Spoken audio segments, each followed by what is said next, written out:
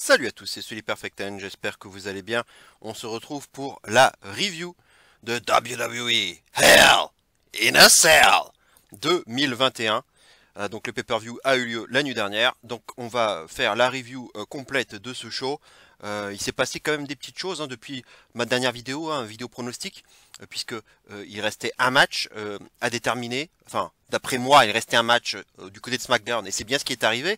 Mais au final, ils en ont même mis deux de SmackDown et ils en ont retiré un de SmackDown. Et donc il y a eu quand même beaucoup de bouleversements dans les derniers jours. Et évidemment le plus important étant celui du retrait de la relégation du match entre Roman Reigns et Rey Mysterio en Hell in a Cell match, relégué à SmackDown. C'était quand même la grosse surprise qui était tombée jeudi soir, avant SmackDown, donc la veille. C'était un peu la stupeur. Moi je me posais beaucoup de questions. Alors évidemment, la raison principale, on peut se le dire, c'est voilà, Fox veut taper un peu du poing sur la table. De faire moins de 2 millions, c'est pas suffisant. Ils veulent repasser au-dessus de la barre de 2 millions. Et voilà, ils veulent booster les audiences. Ça peut faire sens et ça peut être aussi une raison, on va dire crédible pour le faire.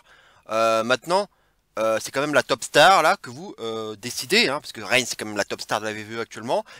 Et donc, la WWE se prive quand même de leur top star pour le pay-per-view éponyme de Hell in a Cell, avec donc ce fameux match, Hell in a Cell match, qui était quand même, je pense, attendu par pas mal de fans, quand bien même le suspense était peu présent, il faut le dire, mais c'était quand même une belle affiche, si ce n'est peut-être la plus belle de tout ce pay-per-view. Donc déjà que la hype était pas énorme, là on en retire quand même beaucoup, et bon, au final, en plus, le match était, on peut le dire, assez torché. Le match est correct, mais c'est pas, voilà, c'est pas la folie.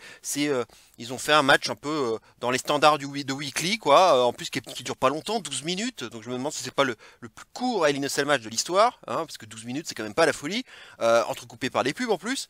Donc il y a eu un peu de violence, mais ça s'est fini très abruptement. Gros powerbomb, et puis voilà, une guillotine un peu modifiée, un peu inversée de la part de Reigns. Puis voilà, on conclut là-dessus. Ça s'est conclu très abruptement. Ils pouvaient faire évidemment bien mieux que ça. Donc c'était assez décevant. Je m'attendais à une petite surprise pour clôturer le show. Peut-être qu'ils allaient faire quelque chose. Et je me suis dit, bon, peut-être que s'ils ont relégué le match à SmackDown, peut-être que c'était pour avoir à la place, dans le main event de Hell in a Cell, quelque chose de marquant, de choquant, pour compenser, et qui expliquerait pourquoi et qu'ils ont retiré Reigns, puisque Reigns, on le sait, il trust les main events. Donc forcément, il fallait supprimer Reigns, il fallait trouver un moyen de supprimer Reigns pour mettre peut-être quelque chose de choquant, un grand retour par exemple, à la place. On va bien voir si c'est arrivé ou pas. Bref, voilà, donc c'était la première surprise. Et puis bon, ils ont ajouté un Kevin Owens, Sami Zayn, bon, assez, on va dire assez étonnant, et un Cesaro Rollins, comme je vous l'avais prédit dans ma vidéo pronostic. Ça, ce n'est pas une surprise.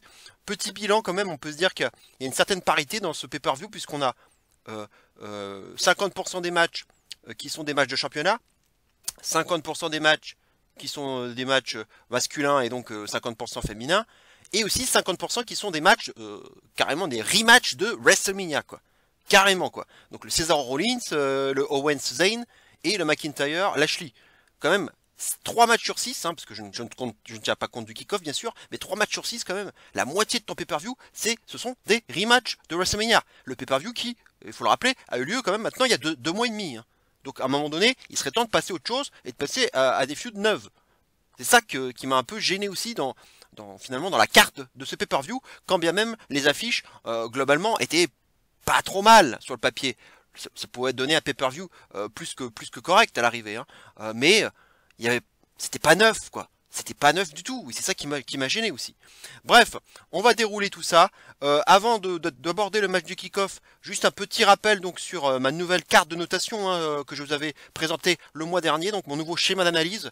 On va aller à l'essentiel maintenant. On ne fait plus de play-by-play, on gagne du temps. Hop, j'annonce la durée du match, le résultat et le finish du match, la correspondance avec mon prono.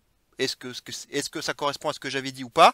Et mon avis, mon opinion, voilà là où je vais davantage développer ma réflexion, ma note sur 5, et puis éventuellement aussi un peu développer sur l'après, se projeter un petit peu les perspectives par rapport aux résultats. Voilà. Je ne l'ai pas écrit sur mon schéma d'analyse, mais voilà, j'aurais pu le mettre, mais voilà, je l'ajoute aussi, c'est un peu les perspectives d'avenir. Voilà. Donc voilà pour le rappel de mon schéma d'analyse donc que je vais utiliser donc désormais et que j'ai commencé donc à utiliser le mois dernier. Allez, on va commencer directement par le match de kick-off qui a été annoncé comme souvent maintenant à la dernière minute. Il s'agit donc de Natalya contre Mandy Rose. Oh, quelle belle affiche, quelle belle affiche. Ah, ça fait ça franchement, là, ça m'a vraiment donné déjà une bonne hype pour le pay-per-view hein, de ce match. Hein. Ça c'est sûr. Alors oui, on se doute que ce match il vient du segment qu'il y a eu dans le dernier Raw où les deux teams, hein, les championnes Natalya Tamina et Dana Brooke et Mandy Rose se sont crêpés le chignon là backstage dans un mini ring. Il y avait un petit ring d'entraînement dans une salle annexe. Elles étaient en train de faire un shooting photo là, Rose et Brooke. Et puis bon bah évidemment c'est bien connu hein, quand il y a du bruit là, on peut pas prendre de photos. Hein. C'est vrai que le bruit c'est gênant pour prendre des photos, hein, c'est sûr. Bref, et du coup ça les a perturbés, ça les a emmerdés. Et puis évidemment en fait c'était parce que Natalya et Tamina étaient en train de s'entraîner sur le ring, donc ça faisait du bruit. Donc et voilà, et donc elles se sont plaintes auprès de Natalya et Tamina. C'est parti, voilà avec des petites phrases bien senties, hein, à base voilà notamment de oh oui bah si vous étiez pas la fille d'eux, hein, notamment, vous n'auriez pas eu la même carrière. Bah oui, mais vous, au lieu de poser en photo, là, si vous entraîniez davantage, hein, vous seriez peut-être championne à l'heure actuelle. Hein. Nanana, la petite baston. Et voilà, bon bah du coup, ils nous ont mis non pas le 2 contre 2, mais un 1 contre 1 qui pouvait peut-être déboucher par la suite sur un match de championnat. Hein. Je pense que c'est ce qu'on va avoir hein, d'ailleurs. Hein. Bref, le match, même pas 10 minutes, 9 minutes 42. Mais bizarrement, 9 minutes 42 en soi, c'est pas long. Mais le match m'a paru vraiment long, vraiment laborieux. Oh la vache, puis j'étais vraiment pas investi du tout. Le résultat, victoire de Natalya sur un sharpshooter. Hein, c'était un peu laborieux d'ailleurs, elle a un peu de mal à coincer les jambes, etc. Bon, c'était pas en plus très fluide. Bah voilà, bah, comme je vous disais, le match m'a paru bien long, c'était très fade. J'étais pas du tout investi dans ce match de toute façon, et puis vu ce qu'ils font de la division féminine à la VVE, bah ça n'aide pas non plus quoi. Donc en plus tu vires Lana, donc tu vires Ruby Riot, donc bah ça fait déjà deux équipes en moins, hein. Lana, Naomi, Riot, Morgan, et hop, deux équipes en moins, hein. Déjà qu'il n'y en avait plus beaucoup. Donc il te reste plus quoi que les championnes, et Brooke et Rose à l'heure actuelle, hein. Puisque Jax et Bessler, elles sont un peu reliées encore, mais on a l'impression qu'elles catchent plus trop ensemble, donc c'est même pas sûr que ce soit encore une équipe à l'heure actuelle, quoi. Donc voilà tout ce qui reste, quoi. C'est incroyable. Et puis Natalya ban Mandy Rose, alors que bah moi je m'attendais plutôt au petit théorème d'Euro, hein, classique, avec la victoire de Rose, histoire de légitimer un title match. Eh bien, même pas ici, quoi, même pas. Alors qu'est-ce qu'ils vont faire? Est-ce que Dana Brooke va battre Tamina? Alors à ce moment-là, ils vont faire un match single entre Brooke et Tamina. Brooke va le gagner. 50-50 booking. Je sais à quoi ça va servir au final cette défaite de Mandy Rose. Je ne comprends pas. Du coup, ce match était osef. C'était plat, sans intérêt. Ça méritait vraiment de rester à Raw. Là, c'était vraiment histoire de mettre un match, quoi. Vraiment, ils sont pas foulés. Je donnais un petit 2,25. 2,25 pour la note. C'est un match complètement oubliable. Et si vous ne l'avez pas vu, eh ben, je peux vous le dire, vous n'avez rien raté du tout. Allez, on va passer tout de suite à la carte principale. On attaque sans surprise avec un match Hell in a Cell entre Bayley et Bianca Belair, la championne. Voilà, c'était ce que je m'attendais à ça. Je m'attendais à ce qu'ils mettent à l'image de l'an dernier d'ailleurs. Hein. Même je crois les années précédentes, hein, ils sont un peu sur le même format à chaque fois. Hein. Hell in a Cell pour ouvrir, Hell in a Cell pour clôturer. Ça me paraît bien comme ça. Et évidemment, ils ont réservé le Drew Lashley pour le main event. Ça, ce n'est pas une surprise, vu que Rey Mysterio et Reigns ont été relégués à SmackDown. Donc Bayley contre Belair. Le match a duré 19 minutes 44, donc pratiquement 20 minutes. C'est un peu le tarif, hein, j'avais un peu regardé d'ailleurs sur Wikipédia. C'est un peu le tarif des Hell in a Cell match ces dernières années. On tourne toujours autour des 20 minutes. Hein. Victoire donc de Belair, au final, Bianca Belair en déroulant, hein, vraiment en déroulant tranquillement, en enchaînant d'abord avec un Glam Slam hein, dans le coin, suivi d'une Senton sur Bayley, hein, qui était à ce moment-là allongée, hein, couchée sur une échelle. Et enfin, elle enchaîne, elle ouvre l'échelle, hein, elle la déplie, hein, elle la laisse coucher, mais elle la déplie pour ensuite porter un KOD sur justement la partie qui était levée de l'échelle pour donner un côté un peu plus spectaculaire au move. Et voilà comment s'impose Bianca Belair. Donc par rapport à mon pronostic, pas de surprise. Hein. Vraiment pas de surprise. Belair conserve bien son titre, comme je l'avais dit. Évidemment, alors, il faut le dire, quand quand j'ai fait mon pronostic, je ne savais pas encore à ce moment-là que ce serait un Hell in a Cell match, puisque ça n'en était pas un à la base. Est-ce qu'ils l'ont ajouté vraiment? Mais alors, bah pareil, hein, à partir du moment où ils annulent le Rey Mysterio Reigns pour le pay-per-view, bah il a fallu donner un Hell in a Cell à un autre match. Et puis bon, c'est vrai que les femmes n'en avaient pas. Donc ils l'ont trouvé, je pense, un moyen vraiment de forcer la chose, mais ils sont pas trop foulés. Belair a fait sa promo à SmackDown, et puis voilà, elle lui a dit, bah, je te donne rendez-vous à Hell in a Cell, quoi. C'était vraiment feignant la façon de faire. Ils se sont pas foulés. Bref, voilà, donc à ce moment-là, dans mon pronostic, donc je savais pas qui allait avoir ce match, enfin ce stipula. Donc à ce moment-là, je n'écartais pas l'hypothèse d'une fin contestable, hein, afin de prolonger la feud, un DQ, des comptes à l'extérieur ou je ne sais quoi. Mais à partir du moment où le Hell in a Cell a été officialisé, là à ce moment-là, je ne voyais plus rien d'autre qu'une victoire de Belair, vu que un DQ n'était plus possible, tout comme un décompte à l'extérieur, quoi. Donc le Hell in a Cell en plus permet aussi souvent de clôturer les rivalités, et je pense que bah là c'est le cas ici, hein, c'est le cas. Je ne bouderai pas d'ailleurs mon plaisir si ça s'arrêtait là. Je pense qu'on a largement fait le tour de la question entre ces deux-là. Maintenant, quid pour la suite, hein, est-ce que Banks, Becky Lynch, hein, dont on annonce qu'elle est là, elle est backstage, là, elle s'entraîne au PC, elle était backstage là durant le show hier, donc on va attendre hein, si on va avoir un retour de l'une ou de l'autre, ou des deux, et puis qui va aller du côté de Raw, qui va aller du côté de SmackDown, on verra bien. Car à SmackDown, il faut le dire, il y a plus personne. C'est désert. Et il reste Money in the Bank avant SummerSlam. Et moi je maintiens qu'à SummerSlam on va avoir un Banks Belair numéro 2. Mais qu'est-ce qu'ils vont mettre pour Money in the Bank en attendant? C'est ça. Parce que Bayley c'est fini là. Là il n'y a plus rien à en tirer. Donc on va pas remettre Carmella. Ils l'ont déjà fait avec Belair. Donc il faudrait peut-être un retour marquant. Banks qui va peut-être revenir. Mais bon, est-ce qu'ils vont le faire finalement? Le Belair Banks numéro 2, ils vont peut-être le faire à Money in the Bank. Fin contestable. Et hop, le match numéro 3 à SummerSlam. Ils vont peut-être le faire comme ça. Attention, ça peut être aussi une façon de faire. Mais dans la vie générale du match maintenant, presque 30 secondes j'ai remarqué quand même avant d'avoir une prise de contact en début de match. C'est quand même long, presque 30 secondes sans contact. Ça, et pour moi c'était un peu symptomatique du match dans sa globalité. C'est-à-dire que on s'est pas rentré dans l'art tout de suite et ça a manqué justement d'épicness, ça manquait de violence, ça manquait d'envie d'en découdre. Et pourtant, elles se sont crêpées le chignon dans la dernière SmackDown, quoi. On avait une Bayley qui pour une fois ne rigolait pas. Ça m'a fait plaisir pour une fois. C'était peut-être le meilleur moment de tout le build-up. Au moins elle rigolait pas. Ça s'est crêpé le chignon. Elle a pris la ceinture. Elle a montré un autre visage Bayley et ça donnait plus l'impression qu'elles avaient envie d'en découdre. Mais finalement le début de match, j'ai pas retrouvé ça, ça s'est pas retranscrit dans le match. J'ai pas spécialement vu ça ici, ou alors par intermittence, quoi. Par intermittence. C'est largement en dessous du Bayley contre Banks, ou du Banks contre Becky Lynch dans un Hell in a Cell match hein, qu'on a pu avoir.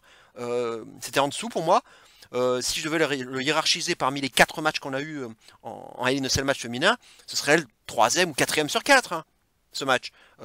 Puisque ouais, ça peut se discuter avec le Banks Charlotte, qui était le premier dans le genre, qui était pas. Je l'avais trouvé génial.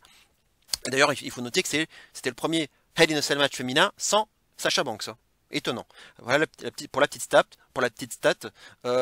Alors dans le match, on a vu notamment que le bras de Belair était quand même un peu visé, hein, ainsi que la jambe de Bayley. Donc il y avait quand même quelque chose d'un peu intelligent, un travail des deux côtés, dans les deux membres. Mais ça m'a pas paru suffisamment travaillé durant le match, quoi. C'est dommage, ils ont commencé quelque chose, mais qui m'a paru inachevé, quoi.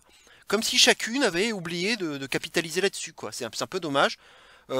J'ai plutôt bien aimé le passage où Bayley attache la tresse de Belair à la première corde et où Belair à ce moment-là reprend ça à son avantage en faisant trébucher Bayley contre les escaliers hein, pour faire une sorte de croc en jambe. J'ai trouvé ça bien amené, intelligent et malin et original. C'était pas mal. J'ai trouvé marrant aussi le clin d'œil au botch des kendo sticks scotchés par Bayley l'an dernier hein, face à Banks. Où, hein, évidemment, elle avait complètement foiré son assemblage. Et là, elle ramène, et ça n'avait pas bien tenu. Et là, bah, elle ressort 2 paires de kendo sticks sous le ring qui étaient déjà scotchés les unes aux autres. Et afin déjà de reproduire le spot qui n'avait pas pu se faire l'an dernier. Mais évidemment, là, c'était marrant pour le clin d'œil. Et puis évidemment, Bayley là n'a rien eu à faire. hein, pour éviter évidemment le même désagrément. J'ai trouvé ça marrant sur le principe. D'ailleurs, bon bah, elle se fera avoir au final puisqu'elle va se prendre je crois que c'était un Spinebuster, oui, sur les deux, sur l'assemblage hein, des kendo sticks. Hein. C'était peut-être d'ailleurs le genre de spot qui aurait pu avoir si si ça avait été bien réalisé face à Banks l'an dernier. Hein. J'ai trouvé l'utilisation de la tresse de Bel Air aussi un peu trop exploitée. Je trouve que c'est un peu facile. On dirait que maintenant, on sent qu'ils tiennent un filon avec ça et qu'on va y avoir droit à chaque fois. Quoi.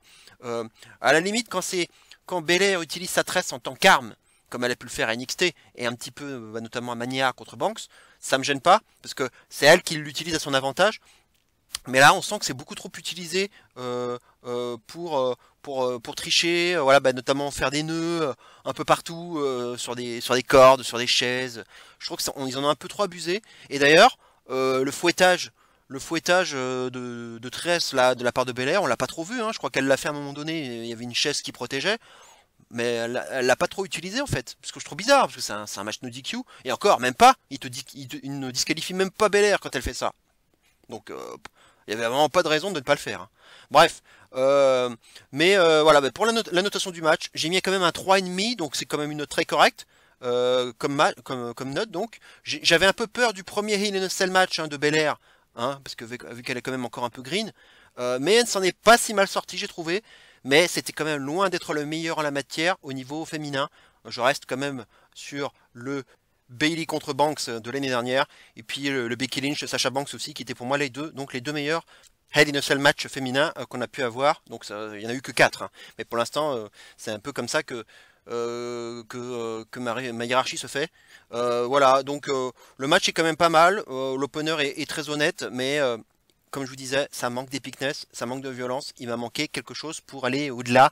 Parce qu'un Hell in a Cell match, normalement, c'est une stipu qui permet d'atteindre aisément les 4 étoiles et d'avoir un match très très qualitatif. Et pour moi, il a manqué d'un peu trop de choses pour avoir justement ce 4 étoiles. Match suivant, Cesaro contre Seth Rollins, donc qui a été ajouté sans trop de surprise, comme je vous le disais, on le sentait venir.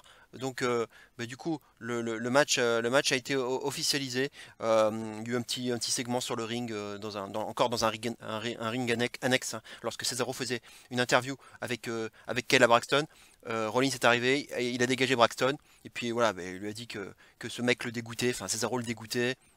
Cesaro a été très face en disant je respecte quand même ton avis, hein, mais voilà, bon bah on se donne rendez-vous vendredi, on se donne rendez-vous dimanche, et puis bon bah il a poussé Rollins de sa chaise, voilà. Bon, c'était pas la folie. Donc le match est officialisé, mais bon, le problème c'est que c'est déjà le match numéro 3, hein, puisque on a eu le match à Mania, victoire de Cesaro, on a eu un match à SmackDown, victoire de Cesaro.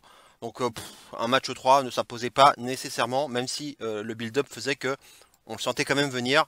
Voilà, bon bah ils l'ont fait, hein, voilà. Le match a duré 16 minutes 15, donc on leur a laissé quand même le temps.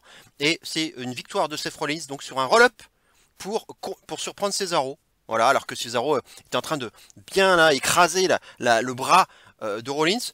Il reprend les jambes de Rollins, hein, on ne sait pas si c'était pour un nouveau Cesaro Swing ou peut-être pour préparer un nouveau sharpshooter. Mais là-dessus, Rollins surprend Cesaro donc avec ce roll-up bien cadenassé. Bon, le finish... voilà, bon, un peu pour la hit, quoi. Hein. C'est un peu dommage comme fin. Mais comme je vous l'avais pronostiqué, dans l'hypothèse où ce match aurait lieu, Rollins a bien gagné, donc c'est ce que je vous avais dit, parce que je ne le voyais pas perdre 3 fois de suite face à Cesaro, et puis il avait vraiment besoin de reprendre un peu de momentum, et avec une victoire au bout, parce que là, il gagnait plus grand chose depuis un bon moment. Mais voilà, un finish qui est quand même protecteur pour Cesaro. Du coup, ce qui m'embête, c'est que ça semble indiquer un prolongement possible de la feud, et même probable, chose que je n'espère en aucun cas en plus. Vu que c'est un match qu'on a déjà eu 3 fois, et que la feud elle a commencé fin janvier, début février, après le Rumble là. Ah mais à un moment donné, faut arrêter quoi, faut arrêter. C'est quand même remarquable ça quoi. On peut pas passer à autre chose à un moment donné quoi, c'est tout là, c'est bon, on a eu assez quoi. Donc le match en lui-même, quand je l'ai vu, franchement, après le match, je me suis dit, bon, putain, mais ils sont capables de tellement mieux que ça. J'ai été déçu. Le rythme était assez lent. On aurait dit qu'ils étaient restés bloqués à la première vitesse, sans jamais pouvoir passer la seconde. C'était mou du genou. On avait l'impression qu'ils voulaient pas prendre de risques avant les tournées qui vont reprendre, quoi. C'était une réflexion que j'ai trouvée intelligente de la part du camarade Trafalgar avec qui je commentais le live en live sur Discord avec Papy Catch et Jack Jones, que je salue. Et Trafalgar effectivement avait eu cette réflexion que je trouvais pas idiote. On se demandait si effectivement ils en gardaient pas sous le coude pour les tournées à venir, parce qu'effectivement il va falloir remettre ça. Les corps vont être mis à rude épreuve là. C'est fini là, les shows weekly. Enfin uniquement les shows weekly. Il va falloir aussi se mettre aux tournées.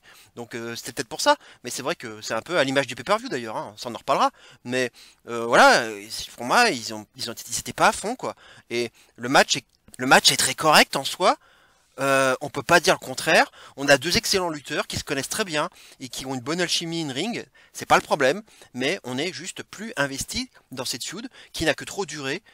Et le finish est assez con en plus. Il protège Cesaro, certes, mais Rollins ici avait besoin à mon sens d'une victoire bien plus marquée. Ça m'aurait pas gêné que Cesaro perde de façon on va dire plus significative qu'un petit roll-up de merde. Là, ça donne vraiment l'impression que la feud n'est pas encore finie. D'autant plus que Cesaro, j'ai vu une interview backstage donc après le match de Cesaro qui a donné rendez-vous donc vendredi à SmackDown. Hein, en gros, il disait donnez-moi 2-3 jours là. Ouf. Et là, rendez-vous à SmackDown. Donc il semble ne pas en avoir terminé encore avec Rollins. Donc je comprends pas. Qu'est-ce qu'ils veulent faire de plus? J'en peux plus quoi. Ils vont faire un match 4 à SmackDown là? Arrêtons. Donc la note 3,25. C'est pas une mauvaise note en soi, hein, 3,25, mais regardez leur match de WrestleMania en comparaison, eh ben, on en est à des années-lumière, hein. À des années-lumière de ce qu'ils nous ont proposé hier soir. Hein. Je crois que j'ai donné 4,5, ouais, je crois que j'ai donné 4,5 à WrestleMania. Là, 3,25, donc il y a un grand écart. Hein. Voilà, il y a du catch, mais ça ronronnait quoi. Ça ronronnait, et j'attends bien mieux de ces deux catcheurs. Match suivant. Oh, putain. Alexa Bliss contre Shayna Baszler. Le match que tout le monde attendait. Hein, je déconne bien sûr. Le match au moins, il n'aura pas duré longtemps. Ça c'est la bonne nouvelle. 6 minutes 56. 6 minutes 56. On va passer directement à la fin du match. Où on a ce que je craignais, hein, je vous l'avais dit dans ma vidéo prono. Un numéro d'hypnose d'Alexa Bliss sur Nia Jax. Puisque Alexa Bliss a pris le contrôle du bras de Nia Jax. Qui a alors... Bliss soulève son bras, du coup Jax fait pareil, et là, paf, grosse gifle sur Reginald, malgré elle, et là-dessus, Bliss se met à pousser un grand cri primal, j'ai envie de dire, et Jax forcément, vu qu'elle est hypnotisée, elle fait pareil. Qu'est-ce que je regarde? Et là, Kirifuda Clutch, tentative en tout cas de Kirifuda Clutch de Baszler sur Bliss, hein, qui essaie d'en profiter derrière, mais Bliss arrive à s'en dégager. Sister Abigail modifié de la part de Bliss dans la foulée donc, suivi d'un Twisted Bliss, hein, donc de la troisième corde, et victoire 1, 2, 3 d'Alexa Bliss. Voilà, tout simplement. Qu'est-ce que j'ai de regarder là? Bliss qui gagne donc. Bah alors sur le pronostic, ça correspond à mon pronostic, hein, évidemment. De toute façon, Bliss, elle est cheatée au possible. Et elle est juste imprenable avec cette gimmick, hein, de toute façon. Et puis bon, Shayna Baszler, elle a déjà pris tellement de pins dans le passé, elle s'est déjà fait tellement de fois ridiculisée, qu'une défaite de plus ou de moins, vous me direz, hein, ça change pas grand chose à l'affaire, hein, au point où elle en est. Hein. Bref, ça m'énerve. Mon évaluation, comme dirait Reginald hein, avant le match, un petit bisou pour la chance. Oui, moi aussi j'aurais bien aimé avoir un petit bisou pour la chance avant ce match, histoire de me donner du baume au cœur, parce que quand tu vois la merde qu'on vient de voir, quoi, quelle merde, quelle daube, je savais d'avance hein, que ce serait le match ovni de la soirée, et le pire match du pay-per-view, et j'ai pas été déçu à ce niveau-là, hein. Mais là, c'est trop quoi. Seule petite surprise, pas de match cuté, ni enregistré, ni cinématique, même pas d'explosion, de flammes, quoi que ce soit, rien. Ils ont fait finalement plutôt sobre, j'ai envie de dire. Tout ce qu'on aura eu, c'est ce numéro d'hypnose dont je avais déjà parlé dans mes pronos, puisque dans le dernier Raw, elle avait réussi à hypnotiser Reginald, donc ce qui pouvait annoncer un spot similaire durant le pay-per-view, en se servant justement soit de Reginald, voire effectivement de Nia Jax pour se retourner contre Baszler, par exemple. Mais c'est même pas vraiment ce qui est arrivé d'ailleurs. Pourquoi d'ailleurs? On l'a même vu faire, d'ailleurs. Bliss a même fait ce numéro d'hypnose durant le match hein, sur Baszler, l'espace d'un instant, hein, afin de se dégager d'une clé de bras. Hein, elle a fixé les yeux de Baszler et du coup elle s'est dégagée un peu là, comme si elle était un petit peu hypnotisée. Il y a eu ça aussi. Bref, voilà. Ce match ne mérite pas qu'on s'y attarde particulièrement, hein. C'est de la merde et j'ai pas envie de voir ça dans un show de catch. Je suis fan de catch, moi. Si vous voulez faire ce genre de choses, faites-en un film sur le catch, mais avec un côté un peu what the fuck, si vous voulez. Là, on pourra rigoler avec du popcorn plein les doigts et plein la bouche. Ça, si vous voulez, mais on pourra se dire que c'est du cinéma au moins. Mais là, c'est un peu comme le foot, hein. Moi, je suis fan de foot, mais voir un film comme Shaolin Soccer, par exemple, bah ça me fait marrer parce que c'est complètement what the fuck et ça reste du cinéma, hein. Donc là, on peut se dire bon bah ça reste du cinéma. Sauf que là, le problème, c'est que malheureusement, c'est un vrai match de catch dans un vrai show de catch. C'est réel ce qu'on voit là. Donc c'est pas du cinéma quoi. Donc c'est ça qui me pose problème. Et le personnage de Bliss, il est très bien campé hein, par Alexa Bliss, c'est pas le problème. Je lui reproche pas ça. Elle fait un boulot admirable. Elle fait vraiment du mieux qu'elle peut pour rendre son personnage crédible. Mais c'est pas du tout ce genre de délire que j'ai envie de voir quand je regarde du catch quoi. Tout simplement. La note, bah, elle va être sans appel. Je vais donner 1 étoile 25. 1 étoile 25, juste pour le semblant de storytelling, on va dire. Les tentatives de Bessler pour tenter un peu de vraiment blesser Bliss, quoi. Hein. Voilà, tordre le bras notamment. Et le gros coup de pied, là sur le coude, la retournée. Voilà, qui est toujours très impressionnant. Et le personnage de Bliss qui reste bien campé, mais comment veux-tu croire que la meuf va nocelle carrément, quoi, les coups d'une vraie pratiquante de MMA, quoi. Arrêtez vos conneries. Qui va y croire? C'est une vraie pratiquante de MMA à la base, Shayna Baszler, quoi. C'est pas n'importe quoi. Ses coups, ils sont quand même assez percutants. Quand vous voyez le coup complètement retourné, c'est quand même assez impressionnant. Alors évidemment, ils ont aussi joué sur le fait que Bliss, elle est véritablement souple. Hein. Elle l'avait déjà fait il y a quelques années, le coup du bras cassé, hein, avec le bras complètement retourné, qui était très impressionnant. C'est juste qu'elle est tellement souple qu'elle arrive à faire ce genre de choses. Ou même sa petite démarche un peu en espèce d'araignée, quand elle marche, là vous voyez comme elle l'a pu le faire là contre Reginald lundi, et puis là face à Bessler, cette démarche, bah là aussi il faut avoir quand même une certaine souplesse pour le faire. Donc ils ont joué un peu là-dessus aussi, notamment dans les torsions de bras, mais qui va croire qu'une micro-puce comme Bliss va nous sell carrément quoi des coups des torsions de bras d'une pratiquante de MMA quoi. Arrêtez vos conneries, c'était de la merde et c'était la grosse pause caca du show. On va passer au match suivant. Kevin Owens contre Sami Zayn. Donc comme je vous disais, qui a été ajouté un peu facilement puisque ce qui s'est passé à SmackDown, c'est qu'il y a eu un match 2 contre 2 entre Owens et Big E et Apollo Crews et le Commander Aziz pour les débuts d'ailleurs du Commander Aziz. Depuis ses débuts, en tout cas avec cette gimmick là, on l'avait pas encore vu à l'œuvre. Et au final, il y a eu une distraction de Sami Zayn qui était venu pendant le match. Il était auprès des commentateurs. Distraction de Zayn envers Kevin Owens, et du coup ça a profité au Commander Aziz avec un Nigerian Nail qui a surpris Kevin Owens, et du coup il a perdu comme ça. Du coup Kevin Owens s'est mis à tousser et il est allé voir Adam Pearce, Sonya Deville. Il a demandé un match, enfin il a demandé difficilement un match face à Zayn à Hell in a Cell. Pearce a accepté tout de suite et donc on a ce rematch de WrestleMania dans ce pay-per-view. À nouveau un rematch de WrestleMania 2 mois et demi après, super. La durée du match, 12 minutes 51, donc on leur a laissé quand même un peu de temps. Victoire de Sami Zayn au final sur un Helluva Kick dans le coin, consécutif à un coup de pied derrière la nuque de Zayn, qui a occasionné ensuite un étranglement de Kevin Owens sur la première corde. La gorge de Kevin Owens ayant été le point central du match, hein, justement par rapport au Nigerian Nail qui avait été porté lors du dernier SmackDown, mais il avait déjà été porté aussi il y a quelques semaines de cela. Hein, c'est pas la première fois que Owens se prend cette prise, donc ça fait plusieurs fois qu'on le voit tousser du coup et vendre cette prise qui est vendue vraiment dévastatrice. Hein, ça il faut le dire. Je n'ai pas pu pronostiquer ce match dans ma vidéo pronostic, hein, évidemment, vu que le match n'avait pas été encore officialisé à ce moment-là.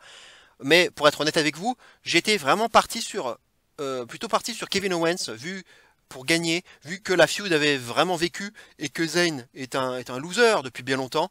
Le seul doute que j'ai pu avoir avant le pay-per-view, c'était justement cette histoire de Nigerian Nail avec Kevin Owens qui toussait tout le temps, c'est vrai, et ainsi que Zayn backstage là qui arrêtait pas de parler du coup en coulisses de karmic justice, hein, de justice karmique un peu, donc un peu pour dire que que le karma allait se retourner contre Kevin Owens en gros, hein, pour prouver aussi que sa théorie du complot était vérifiée. Voilà, c'était aussi un peu ça l'histoire. Donc effectivement, là-dessus, je me suis dit peut-être qu'ils vont faire gagner Zayn là-dessus, en profitant peut-être de la blessure à la gorge, on va dire, d'Owens. Et j'aurais dû rester là-dessus au final, j'aurais dû plus capitaliser là-dessus pour faire mon pronostic. Tant pis, d'autant que cette blessure à la gorge donc était le moyen parfait de protéger d'emblée Owens dans la défaite. C'est vrai, ça paraissait logique. Donc sur le coup, je critique pas cette fin. Puis ça donne une petite victoire quand même à Zayn en pay-per-view, voilà. Peut-être une façon aussi de le remercier parce qu'il a fait beaucoup de merde dans le passé. Il a un personnage qui est quand même très particulier. C'est moins dans du catch et plus dans de la comédie, on va dire. Donc c'est quand même bien. Et puis il essuie beaucoup les défaites. Donc c'est bien aussi de lui donner une petite victoire en pay-per-view. Voilà. Le match en lui-même, c'est pratiquement la même remarque que pour le Cesaro Rollins, quoi. Les deux hommes se connaissent par cœur. Ils se sont affrontés 100 fois, mais ils sont capables de 100 fois mieux aussi, quoi. On le sait très bien, on les a vus faire dans le passé. Donc à nouveau, il n'y a pas eu de grosse prise de risque dans ce match. Les deux hommes sont capables de faire des moves de folie. Et ici, il y en a eu mais très très peu. Le match était très saccadé en plus, car le storytelling faisait que ça tournait toujours autour de la gorge affaiblie d'Owens, qui avait du mal à respirer, ce qui fait qu'il avait à chaque fois besoin de prendre des pauses à plusieurs reprises dans le match. Donc ça a cassé le rythme à chaque fois. Donc c'est pour ça aussi que le match paraissait saccadé. Et on peut tout de même saluer le selling d'ailleurs de Kevin Owens au niveau de sa gorge, qui finalement, à distance, rend quand même over le Nigerian Nail d'une certaine façon, hein, même si la prestation d'ailleurs de Commander Aziz pour ses débuts in ring vendredi n'était pas franchement convaincant, hein, il faut le dire. Le match raconte donc que Kevin Owens n'était pas à 100% pour combattre, ça le protège de la défaite. Ça le protège dans la défaite et Zayn en profite derrière afin de donner raison à sa théorie du complot et de continuer de clamer haut et fort que son karmic justice, quoi. Voilà. Donc il y a une bonne histoire qui est racontée ici, on va dire, mais à nouveau c'est un match correct mais très très en dessous de ce qu'ils sont capables de faire et bien en dessous de leur match notamment de WrestleMania 37 et encore plus de celui de Battleground 2016, hein, que je vous invite à voir si vous ne l'avez pas encore fait. La note 3 étoiles 25, donc la même note que Cesaro Rollins, c'est un peu le même schéma d'analyse, hein. C'est pas mal comme note, hein, mais nettement en dessous de leur capacité. On se ménage un peu, on le voit, ils se ménagent, on se contente du minimum syndical et pas plus que ça. Voilà, et je sais même pas ce qui attend Owens et Zayn. Est-ce que justement le coup de la gorge, ça va peut-être encore lancer encore Owens vers le titre intercontinental, mais attention au Commander Aziz, hein, faudrait peut-être le bannir du ring à un moment donné. Ça sera peut-être le match à nouveau pour SummerSlam, hein, voire Money in the Bank. Ça serait sympathique de récompenser d'ailleurs Owens avec la ceinture intercontinentale. Ça serait quand même mérité après tout ce qu'il a fait, notamment en début d'année avec Reigns. Match suivant. Charlotte Flair contre Rhea Ripley, donc le championnat féminin d'Euro. Le match aura duré 14 minutes 10, donc c'est correct, mais c'est pas si long que ça en fait. Victoire de Charlotte par disqualification, après que Rhea Ripley ait utilisé donc la protection de la table des commentateurs pour frapper Charlotte avec. Et ensuite, bataille de chiffonnière donc sur le ring, et Ripley achève ensuite, pour finir, Charlotte avec un Riptide. Voilà. Et donc, on va développer ça. Mais bon, par rapport à mon pronostic, je me suis trompé en ayant donné la victoire à Ripley. Mais je ne voyais pas de changement de ceinture. Ça, c'est sûr. Il n'y en a pas eu. J'avais émis l'hypothèse d'une fin pas clean afin de protéger Charlotte, notamment. C'est pour ça que d'ailleurs, dans la semaine ensuite, j'avais même envisagé une victoire de Ripley, mais par DQ plutôt. Mais j'aurais de toute façon jamais envisagé une victoire de Flair par DQ. Donc là, pour le coup, c'est sans regret. Mais quelle fin de merde. Quelle fin de merde. C'est pas croyable. Comme si la protection de la table des commentateurs n'avait jamais été utilisée dans le passé dans un match normal, quoi. Et il n'y a pas de disqualification pour autant. Mais quelle ficelle facile, quoi. Ils ont trouvé, mais quelle ficelle. Des ficelles, mais énormes. Quel booking fainéant au possible. C'est pas croyable.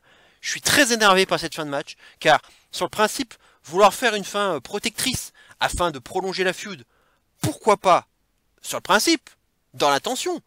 Mais l'exécution, mon Dieu, elle est tellement mauvaise, il y avait 100 options meilleures que celle-ci. afin de prolonger la feud, si c'est ça qu'il voulait faire. Et dans la notation du match, bah, le match il est dominé aux 2/3 par Flair, il faut le dire. Ça fait peut-être d'ailleurs un peu beaucoup en termes de domination, j'ai trouvé. Parce que Ripley a eu voilà, quelques comebacks, hein, avec une balle superplex, une balle German suplex, bien appliquée, mais ça reste insuffisant à mon goût, quoi. Ça reste insuffisant. Il y a un travail intelligent à la jambe, hein, de la part de Flair afin d'amener son figure 4 ou son figure 8. Ça, c'était plutôt bien fait dans la construction du match, c'était intelligent. J'ai vu aussi 2 femmes qui se détestaient et qui avaient envie d'en découdre à l'image, hein, de la baston d'ailleurs du dernier Raw, hein, qui était plutôt un segment plutôt pas mal, peut-être le meilleur de tout le build-up du match. Ça aussi j'ai plutôt apprécié cette chose-là, mais ça, c'est justement cette chose-là a manqué dans le Bel Air contre Bayley, et c'est ça que je lui reprochais justement. Il manquait ce côté violent. Là, j'ai trouvé qu'il y avait un peu plus d'envie d'en découdre. Voilà la différence. Le post-match va aussi dans ce sens, hein, puisque les deux ne s'aiment pas et s'envoient des noms d'oiseaux, d'ailleurs, hein, on entend. Et justement, je déplore d'autant plus comme je l'avais dit dans ma vidéo pronostic, la non-utilisation de la défaite de Ripley à WrestleMania 36 dans le build-up du match, puisque après le match, on entend même Flair dire « Ah ouais, DQ, hein. You're learning, bitch. You're learning, bitch. Ok. Ah ouais, un DQ. Ah ouais, t'apprends. Ok, t'apprends. » Donc, ce qui justement aurait correspondu, ça aurait correspondu si Ripley avait dit durant le build-up du match qu'elle avait changé en un an et qu'elle était devenue bien plus coriace et qu'elle allait lui prouver à Hell in a Cell qu'elle avait changé par rapport à Mania 36. Je comprends l'idée du finish, hein, avec une Ripley qui cette fois-ci ne se fait pas avoir comme à WrestleMania 36 dans le figure 8 et qui va chercher la corde, hein, puisque finalement c'est comme ça que Flair avait gagné l'an dernier avec un figure 8. Elle avait aussi travaillé la jambe de la même façon, donc c'était finalement une construction de match assez similaire, sauf que on va dire que Ripley il y a un an avant, on va dire qu'on va la mettre en position de rookie, et du coup, bon, bah voilà, elle était un peu green, manquait d'expérience, et puis elle s'est fait avoir.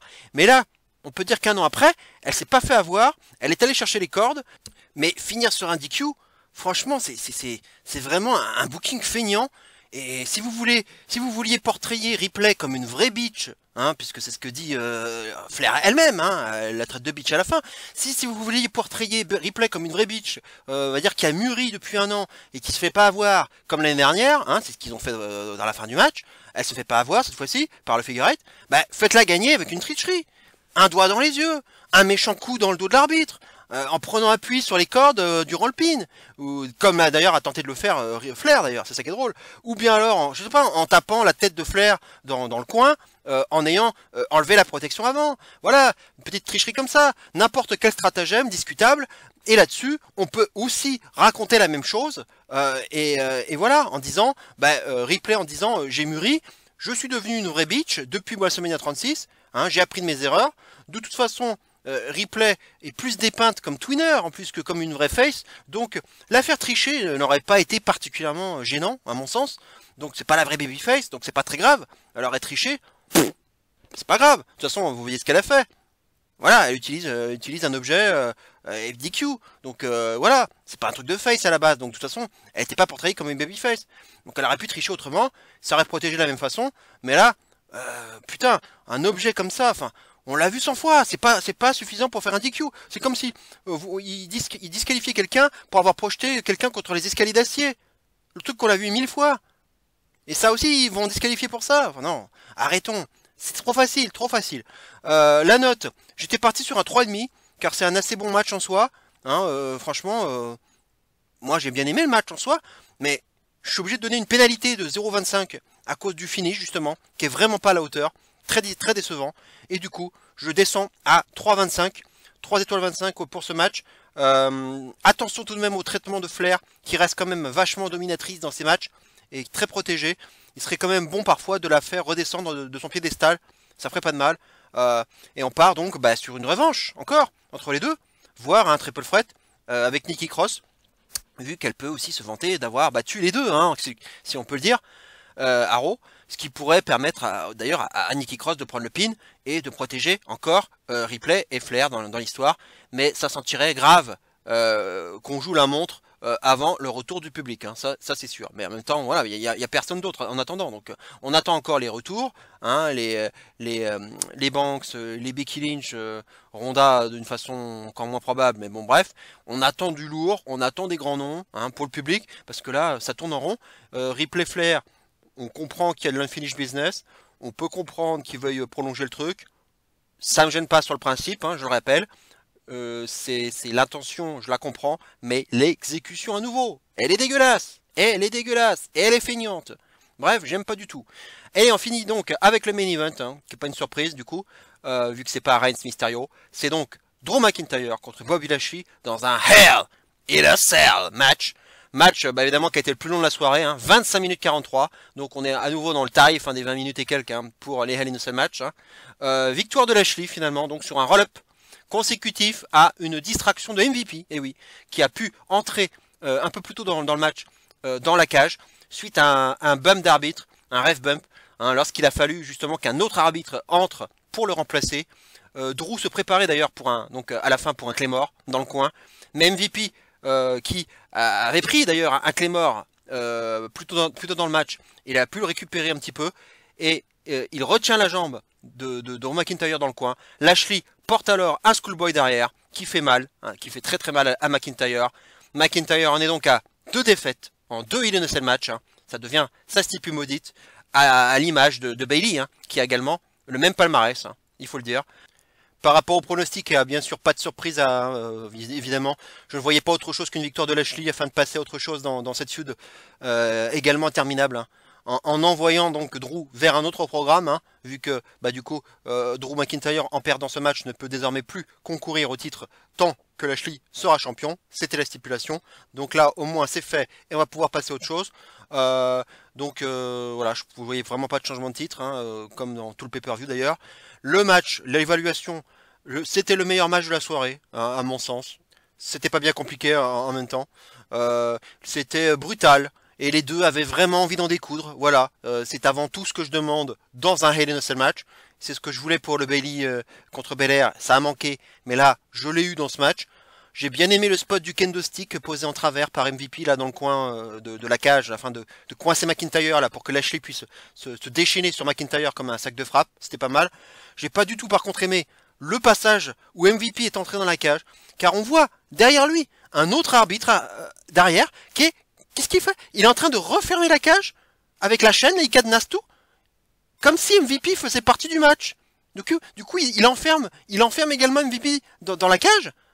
Alors que bon, lorsqu'on se rappelle quand même de la stipule à la base, Drew McIntyre avait quand même demandé à la base à ce que ce soit un Hell in a Cell match, justement dans le but qu'il n'y ait aucune intervention possible, notamment de la part de MVP. Donc pourquoi est-ce que l'arbitre n'a-t-il pas renvoyé MVP hors de la cage au lieu de la cadenasser directement et d'enfermer MVP dedans? Ça n'a aucun sens, aucun sens. Ça en fait du coup une espèce de 2-on-1 handicap match dans un Hell in a Cell. C'est plus du tout la même chose là. Donc j'ai pas aimé ce match, j'ai pas aimé ce passage, pardon. Drew passe en plus pour un con à plusieurs titres, du coup, puisque il voulait d'abord un Hell in a Cell match donc afin d'éviter une intervention de MVP. Et donc, finalement, il intervient, et non seulement il sera intervenu, mais en plus, il perd à cause d'une distraction, justement, de MVP. Et ce sur un pauvre roll-up à la con. Quelle façon merdique de finir un Hell in a Cell match. D'autant plus que là, il s'agit du main event de ton pay-per-view éponyme. C'est comme ça c'est là-dessus qu'on finit le pay-per-view. C'est donc la dernière chose qu'on voit. Comme je vous le dis souvent, pour réussir un pay-per-view, il faut savoir réussir sa chute. Il faut savoir partir de façon digne, avec une bonne impression. Et là, on finit avec une mauvaise impression, avec de la hit, avec un finish de merde. Ça coûtait quoi, franchement, de faire perdre Drew clean dans un Hell in a Cell? Ça coûtait quoi? Ça aurait pas été déshonorant, bien au contraire. Ils l'ont d'ailleurs bien fait l'an dernier face à Orton. Bah voilà, et ça, est-ce que ça décrédibilise McIntyre pour autant? Pas du tout. Donc là, au lieu de ça, on finit sur une hit inutile, dans le but de protéger McIntyre dans la défaite, mais je le répète ici, ce n'était pas indispensable de le faire dans un tel match, d'autant plus que là, on savait bien, on clôturait la rivalité ici. Donc à quoi bon faire un finish discutable? C'est fini la rivalité. Donc finissez ça clean, d'homme à homme, dans la cage. MVP à la limite qui puisse faire les petites interventions comme il a pu faire, voilà, en balançant sa canne là à travers le grillage, en utilisant le kendo stick à travers dans le coin là. Voilà, ça passe, ça passe, ça reste une des interventions mais extérieures. Mais qui entre dans la cage, qui retiennent la jambe de McIntyre, non, arrêtons. Donc du coup, dans l'évaluation du match, j'étais parti sur un 4. Mais avec cette fin merdique et l'overbooking inutile avec MVP, et qui du coup ne va pas du tout avec la stipulation initiale, je baisse la note à 3,75. 3,75, ce qui reste en soi une note solide, hein. C'est quand même une bonne note. Parce que le match, il est bon en soi. Il est bon, il est violent. On utilise plein d'armes. Donc là, franchement, ça respecte la stipu. On se balance contre la cage. On utilise les escaliers, les kendo sticks, les chaises. On utilise plein de choses, donc il n'y a pas de problème là-dessus. Mais les dernières minutes du match, m'ont laissé un goût amer dans la bouche, quoi, tout simplement. Et en plus, à noter, parce que c'est quand même quelque chose qui me trottait dans la tête depuis plusieurs jours, pas de choc, enfin depuis qu'on a annoncé que Mysterio Reigns ne serait pas dans le pay-per-view, pas de shocking moment après le match. Alors que justement, suite au retrait de Reigns du pay-per-view, on aurait pu éventuellement s'attendre à un gros retour en fin de show, pour compenser l'absence de Reigns, histoire d'avoir un bon truc de Star Power pour finir. Et j'ai vraiment cru que c'était la raison pour laquelle Reigns Mysterio avait finalement été relégué à SmackDown. Et puis finalement, il semble que cela ne soit même que pour les raisons d'audience, rien de plus, quoi. C'est tout, rien. J'avais vu, c'est comme terrible que le Reigns Mysterio, quand je l'ai vu à SmackDown, il m'a donné l'impression d'être juste un match promotionnel, donc un match pour promouvoir le pay-per-view. En gros, un espèce de concentré de ce qui peut se faire dans un Hell in a Cell match. Voilà, les coups de l'extincteur, la caisse à outils, les projections contre le grillage. Voilà, un petit concentré de ce qui pourrait arriver dans le Hell in a Cell. Si vous voulez voir le pay-per-view, si vous avez aimé le petit concentré qu'on vous a présenté à SmackDown, allez voir le pay-per-view. Voilà, j'ai vu que ça. Et donc, on jette presque à la poubelle le Reigns Mysterio pour en faire juste un match promotionnel.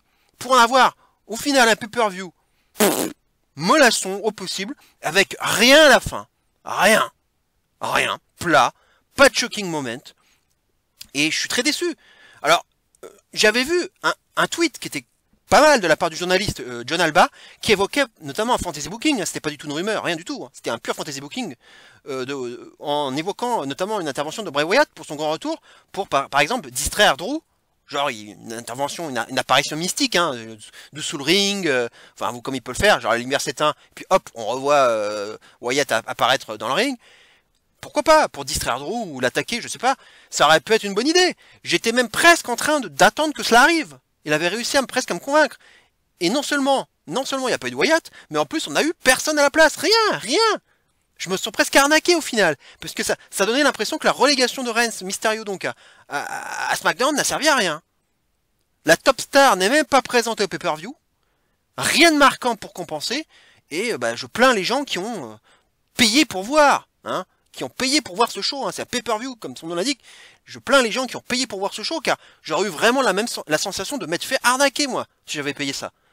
Voilà quoi. Donc, je suis un peu énervé. Justement, on va passer au bilan de ces pay-per-view.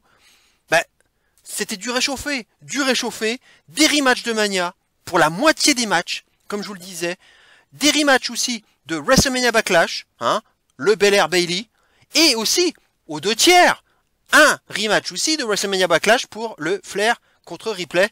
On enlevait Asuka et ça te faisait aussi un rematch de WrestleMania Backlash. Et seul le Bliss contre Baszler était un match inédit. Et encore, c'était une pure daube. Donc voilà quoi. Merci quoi. Alors au final, on a un show quoi. On pourrait dire plusieurs choses. Comme je l'ai dit dans ma vignette, j'aurais pu mettre bien plus d'autres choses, mais j'ai mis minimum syndical, tout simplement. J'aurais pu mettre fade, Osef sur 20, tout ça pour ça, on s'est pas foulé. Voilà, ce genre de titre. Un show qui donne l'impression qu'ils ont baissé le pied. Donc, en attendant peut-être effectivement le retour du public et des tournées qui vont mobiliser les forces de tous les performeurs. C'est pas impossible. J'ai bien aimé la notation d'ailleurs de WrestleTalk, hein, j'ai regardé leur review comme je le fais toujours.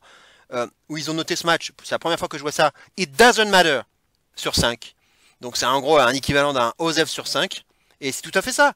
C'est totalement OSEF, car rien n'a d'importance. Les matchs ne nous hype pas. On n'est pas investi, car les storylines sont bidons. Les build-up sont mauvais. On sent pas que les champions peuvent être inquiétés. À aucun moment. Je vous avais dit que ce serait un pay-per-view de transition, que les ceintures ne changeraient pas de main, surtout à l'approche de SummerSlam. Je le sentais venir, c'était sûr. Les weekly ne savent pas remplir leur rôle pour nous hyper en plus le pay-per-view.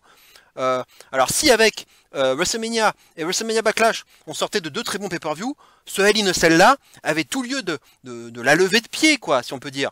On tire pas trop sur les organismes, on tire pas trop sur la corde, et on attend encore un mois avant de se lâcher à nouveau.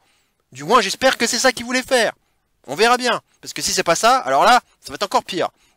Mais si c'est pour faire ça, si c'était vraiment ça leur idée, autant ne pas faire de pay-per-view. Parce que là, ça donnait vraiment l'impression qu'ils se sentaient obligés, forcés de faire un pay-per-view parce qu'il faut faire un pay-per-view chaque mois, quoi. Ah, on arrive au mois de juin. Ah merde, c'est vrai, il faut faire un pay-per-view. Qu'est-ce qu'on va faire? Oh bah allez, on va faire un rematch. Oh, un rematch de ça. Un rematch de ça. Oh ben on va aussi faire un rematch de Mania, un rematch de WrestleMania Backlash. Voilà, on fait que du réchauffé et on sait pas chier. Et avec des finishes de merde pour la plupart des matchs, des finishes vraiment anticlimatiques au possible. Et des matchs vraiment peu mieux faire, des matchs peu mieux faire, quoi. Tout ça pour ça, quoi.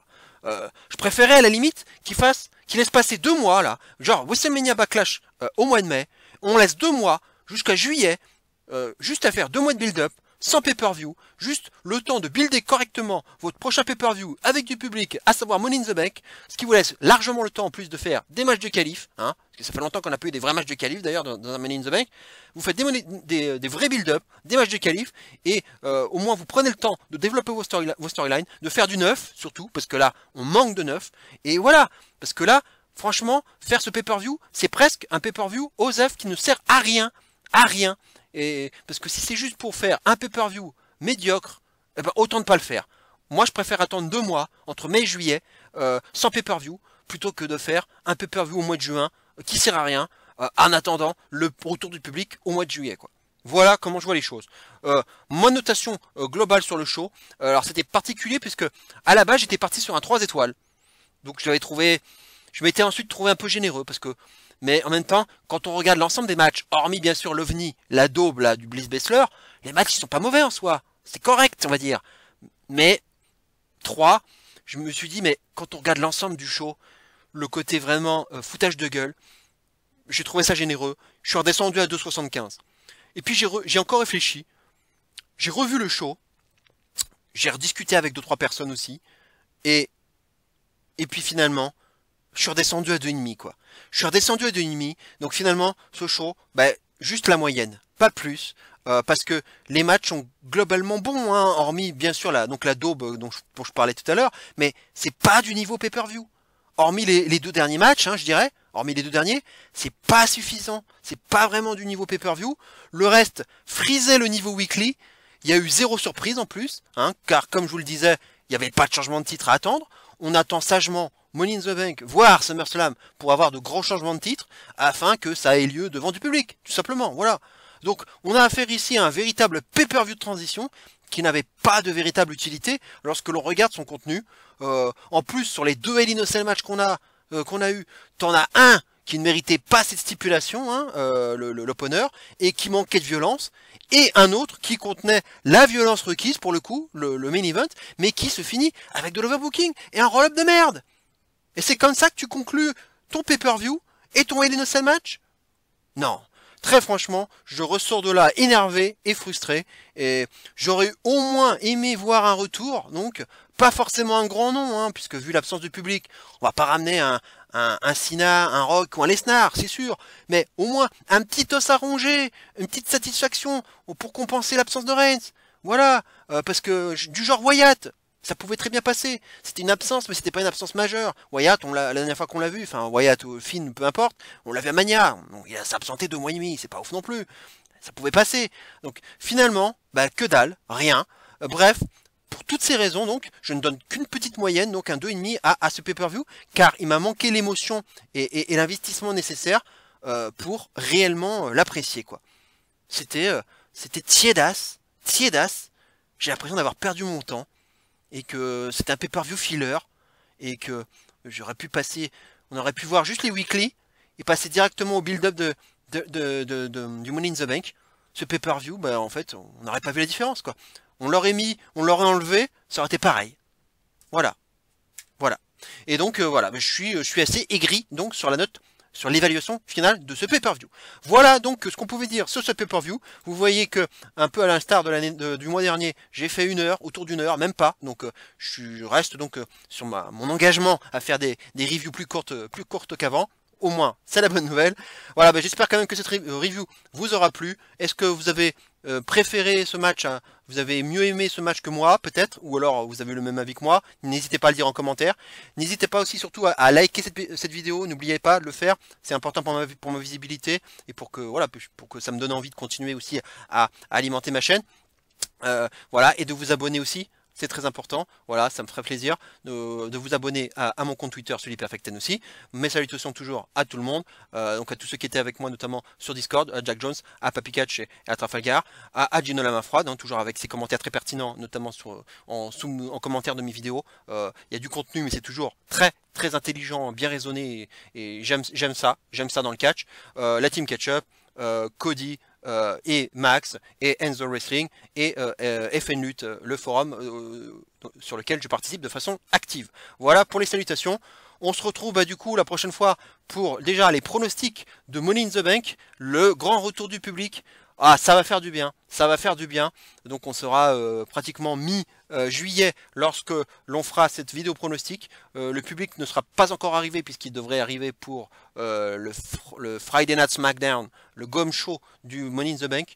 Donc lorsque je ferai ma vidéo prono, on n'aura pas encore vu le public. Ce sera par contre le lendemain normalement du dernier show dans un Thunderdome, a priori. Donc ce sera le Raw, le dernier Raw, hein, le Gom Show. De dernier show dans un Gom Show, dans un Thunderdome. Donc ça va être finalement un jour un peu historique. Donc on fera donc ces pronostics. Ça va être très intéressant. C'est toujours sympa de pronostiquer les Money in the Bank Ladder Match, où il y a beaucoup déjà de choses à dire. J'ai déjà des idées en tête. Voilà donc. Passez donc une très bonne semaine. Portez-vous bien. Hein, n'oubliez pas de vous vacciner, hein, c'est très important parce que sinon vous allez tousser comme Kevin Owens ou comme Drew McIntyre, hein, aussi qui a pris aussi des coups dans la gorge, hein, c'est un peu aussi quelque chose de récurrent dans ce pay-per-view, hein, les blessures à la gorge là, les tout-sautements, hein, comme si on était en train de nous dire attention, si vous vous protégez pas, si vous faites pas vacciner, bah, vous allez finir comme Kevin Owens ou comme Drew McIntyre. Attention, vous allez étouffer. Attention. Allez, j'arrête de dire n'importe quoi. Portez-vous bien. Et d'ici là, bien entendu, n'oubliez surtout pas, et plus que jamais, vive le catch. Et cero miedo. Ciao tous.